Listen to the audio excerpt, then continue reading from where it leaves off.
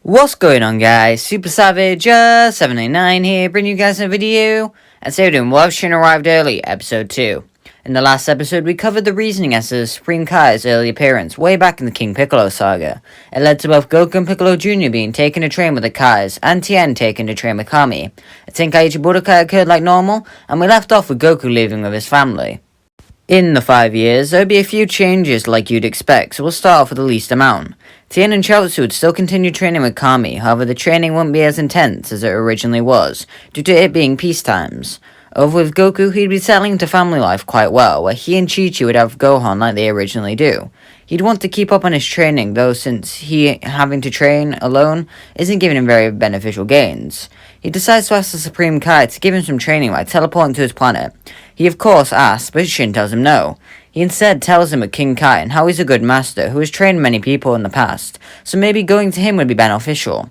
Goku thanks him for the advice as he teleports to where Shin told him to. When appearing on King Kai's planet, Goku would be forced to come up with a joke. He somehow makes the same one he did in canon, and King Kai agrees to train Goku. Over the 5 years, Goku would teleport back and forth from King Kai's planet to train under him, earn the Kaioken and Genki Dama in the process. Their gains wouldn't be as much as they were in the Saiyan saga, however they definitely would be beneficial. I'd say his power level would be 8,000. Piccolo would spend most of his time meditating on the Supreme Kai's planet, seeing that as a useful method of training. He may occasionally spar with Kibito, but these become less and less, as Piccolo realizes that this isn't the smartest way to achieve strength. Learning techniques in taming one's soul not only strengthen someone in the process, but make him a most versatile fighter. Now here I came with a variety of options. Piccolo could look through the universe and find a planet to train on like Yardrat. This is the least likely option, even if it is the most interesting. He could go train with Kami, which would be the most realistic, but it doesn't really accomplish anything new for Piccolo, in what his goal currently is. He could train under Roshi or Korin, or someone who has techniques like that, but I don't think that'd be very interesting, though the ideas presented might be interesting for a different story. I decided that Piccolo should go to the Grand Kai's planet.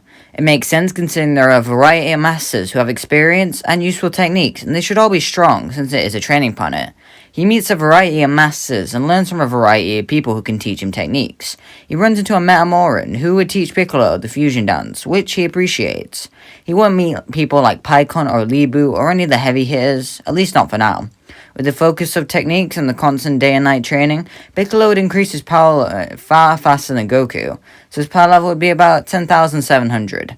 Naturally, after 5 years, the usual characters decide to hold a reunion. I'd say Goku and Gohan arrive at Kami House before Bulma, due to Goku having the Kai technique to teleport them there. They'd all been catching up like normal, with Goku even telling them about King Kai. Like in canon, Raditz rocks up to Earth and kills the farmer with shotgun. He then turns on his scouter and flies to the strongest power level on Earth, which is obviously Goku. After giving the exposition about Goku being a Saiyan, he tells him to join him, which naturally, Goku refuses. Raditz charges at him to knee him, but Goku just tanks it without flinching. This shocks Raditz as Goku hits Raditz hard, knocking him into the ocean. As Raditz floats out the water, Goku gives him a look of pure malice. Raditz is in disbelief as he turns on his scouter to see his little brother having a power level of 3,000. Goku tells Raditz to stay away from his son as he begins to power up to get his message across. His power levels rise to 8,000 as he slowly walks towards the edge of the island. It further worries Raditz. Raditz is extremely worried by this, but maybe if he can get into orbit, he could look at the moon. Yes, that would work. He'd be able to destroy them all. To get his message across, Goku hits a Kaioken times 2, sending his power level to above that what a Zara Raditz would even be. Goku shouts to Raditz to leave his planet and never return. He'll know if he stays. Raditz is forced to listen, but swears to his brother that he'll be back with 2 stronger Saiyans, and together, they'll kill them all. And with that, he leaves. With the threat of the Saiyans coming, Goku would question what to do. They don't know how strong these Saiyans are, and if Raditz is confident about their strength, that's even more worrying. Goku looks at Bulma and asks her to take Gohan home, which she agrees to as Goku himself uses the Kai technique. He arrives on the Supreme Kai's planet to see Shin and Kibito relaxing. He briefs them on the situation and they would find this troublesome. They could try to look for them, but it'd be like finding a needle in the haystack. It really demonstrates the incompetence of the Supreme Kai. Best they can offer is the Z-Fighters training on their planet, which Goku agrees to. Using the Kai technique, Goku would go around Earth to collect the Z-Fighters. I doubt Yajirobe will want to tag along since there won't be any good food, so he won't train. And we know proof that Gohan has high potential, and with Chi-Chi adamant that he must study, Goku wouldn't take Gohan for training. Raditz would take his space pod to Frieza Planet 79, where he'd contact Vegeta and Nappa about what happened on Earth. He tells them that his brother's power level reached 16,000, and he may have been concealing more power under the surface. This makes Vegeta scoff as his pride begins to get to him. How dare the low class be so much better than himself? Nappa tells Raditz that his scouting must be faulty, but Raditz shouts that he knows it's true. Vegeta and Nappa tell Raditz they'll go to Earth and wipe it out. If Raditz is lying, he won't live to regret it. And with that, the cutoff comes. To make sure they can't kill him, Raditz will be training as well to prepare to invade Earth and avoid death in case he's wrong. On the Supreme Kai's planet, everyone will be training hard and receives substantial gains, as you can imagine. Piccolo basically becomes a teacher for everyone else, as he makes them train intensely to make sure they aren't weak when the time arrives. Piccolo would go to Tien and Yamcha about their training. Since they're basically the same height, he can show them a technique he's learned in Otherworld, the fusion dance. So Tien and Yamcha spend about an hour or two a day practicing the dance to excellent results. When becoming Tiencha, their power skyrockets above that of everyone else's, except the Kais, of course. Goku would be told by the Kais that the Z-Sword may be their best bet at winning. If he can pull that out of the ground and train with it, the Saiyans will stand no chance. He attempts to do this for hours at a time, using the Kaioken, but it doesn't even budge. It leaves his body extremely strained and fatigued, which results in his power slowly rising, giving him a few Zenkais in the process.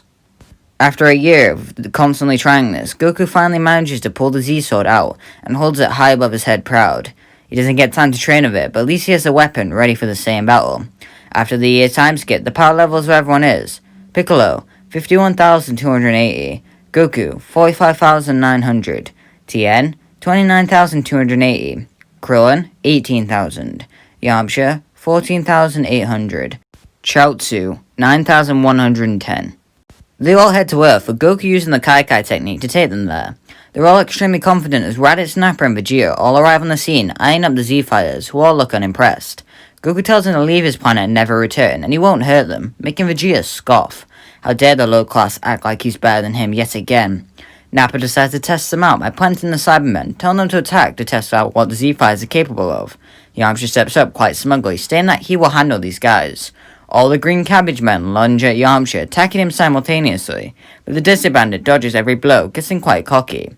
Vegeta uses Scouter to see Yamcha at a power level of 3600, but Raditz explains how they can hide their power levels. In a last-ditch effort, all Cybermen leap onto Yamcha and attempt to self-destruct. Yamcha realizes this, and so he powers up to his max so he can endure whatever comes. They do a tandem kamikaze on Yamcha, burning his clothes. Otherwise though, he is okay. Vegeta pulls the scour off his face as he tells both Nappa and Raditz Yamcha's true power level. He then realizes that the Namekian and Goku will most likely hold a higher power level, maybe even some of the other humans. If they fight right now the way they are, they'll be killed. Vegeta tells them all that they surrender, shocking everyone. He looks above Raditz and Nappa before looking back at the Z-Fighters. While Nappa is annoyed, Raditz is following Vegeta's lead. Goku says that this is okay, as he did tell them to leave, and the three all fly away. The Z-Fighters all begin to discuss Goku's choice to let them go, with most of them thinking it was a stupid decision. If they just killed them, then it'd be 3 less threats that they need to worry about. Goku remains adamant, though, that this was a good idea. Just then, they all sense 3 huge power levels high in the sky. It worries them as it feels beastly, and to Yamcha and Krillin, it feels all too familiar. They all look upwards, waiting, as they see 3 Ozaras fall through the clouds. Both Goku and Piccolo grab the rest of the group and use the Kai technique to avoid being crushed under the weight of the beasts. As Goku begins to realize that he was a monster who killed Grandpa Gohan, Yamcha begins to speak to everyone else.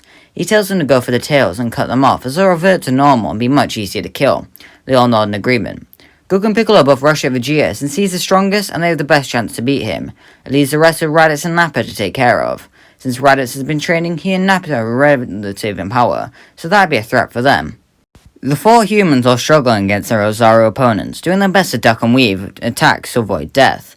As the fight continues, Raditz and Nappa would keep butting his heads both figuratively and literally, leading to them both arguing with each other while they fight the humans. One of these arguments distracted them enough for Tien to use the Taioken, blinding everyone around him. He then uses the 4 witches, grabbing the other 3 humans as he darts behind some nearby rubble.